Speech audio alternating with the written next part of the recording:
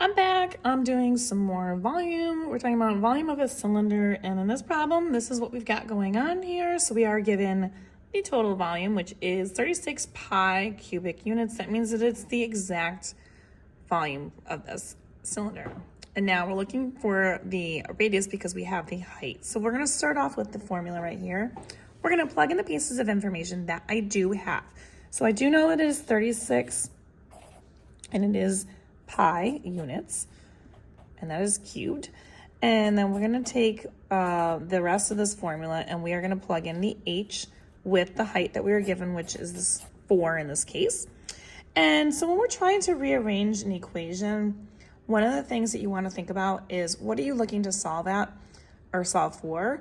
And I would put that at the end of the volume formula in this case. So taking that r and kind of rearranging it.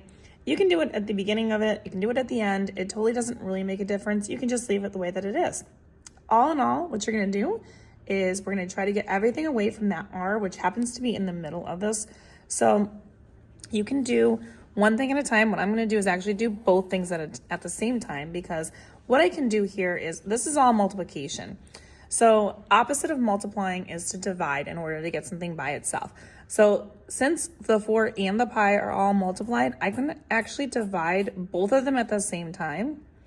And what that's going to do on here is going to cancel the 4's out, leaving me with just simple 1.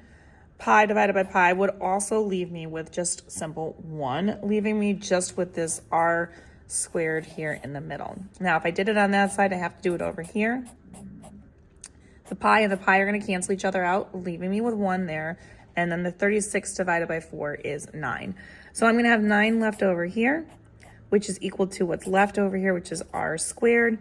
And in order for me to square or get rid of that square value, I need to do the opposite operation, or the inverse of that, which is to square root that number. So I'm going to square root both sides. And when I square root that, the square root symbol is now gone with the square value. And that leaves me with the r by itself. And the square root of 9 is 3.